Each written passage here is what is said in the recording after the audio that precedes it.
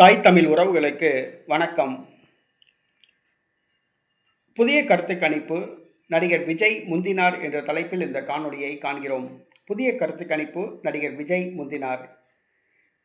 India today மற்றும் C voters இணைந்து கருத்து கணிப்புகள் நடத்தியுள்ளன. இப்பொழுது மக்களவை தேர்தல் நடத்தினால் யாருக்கு வெற்றி என்று கருத்து கணிப்புகள் நடத்தியுள்ளன. அகில இந்திய அளவில் பாஜக கூட்டணி வெற்றி பெறும் என்று அந்த கருத்து கணிப்புகள் தெரிவித்துள்ளன. நடிகர் விஜய் சற்று முந்தியுள்ளார் புதிய கருத்து கணிப்பில். அதாவது நடிகர் விஜய் அவர்கள் 4வது இடத்தை தான் பெறுவார் என்று அனைவரும் எதிர்பார்த்தனர். திமுக, அண்ணா திமுக முதல் 2 இடங்களை பிடிக்கும். நாம் தமிழர் கட்சி 3வது இடத்தை பிடிக்கும். 4வது இடத்தை தமிழக வெற்றி கழகம் பிடிக்கும் என்று கருத்துக்கள் தெரிவிக்கப்பட்டு வந்தன. தற்பொழுது நடிகர் விஜய் 3வது இடத்துக்கு முந்தியுள்ளார். நாம் தமிழர் கட்சி செந்தமிழன் சீமான் அவர்களை விட 1% வாக்குகள் கூடுதலாக பெற்று அவர் 3வது இடத்துக்கு முந்தியுள்ளார்.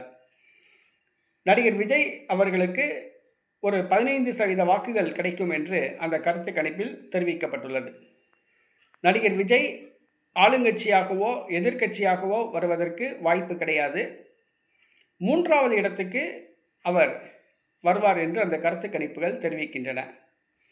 நடிகர் விஜய் ஆரம்பத்தில் 60% வாக்குகள் பெறுவார், 50% வாக்குகள் பெறுவார், 40% வாக்குகள் பெறுவார் என்று தெரிவிக்கப்பட்டு வந்தன.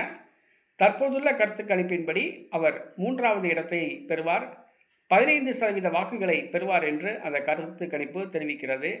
இது நடிகர் விஜய் தரப்புக்கு ஒரு அதிர்ச்சி தான். என்னவென்று சொன்னால், நடிகர் விஜய் ஆட்சியை பிடிப்பாரா என்ற ஒரு கேள்வி இதில் எழுந்துள்ளது. தேர்தல் நேரத்தில் இன்னும் நடிகர் விஜய் அவர்களுடைய நிலைமை மோசமாகும் என்று தெரிய வருகிறது. என்னவென்று சொன்னால், நடிகர் விஜய் களப்பணி ஆற்றவில்லை. அந்த கட்சிக்காரர்களுக்கு அரசியல் அனுபவமும் இல்லை. ஆகவே தேர்தல் நெருங்க தமிழக வெற்றி கழகத்துக்கு பாதிப்பு, தமிழக வெற்றி கழகத்தின் நிலைமை மோசமாகும் என்று தெரிகின்றது.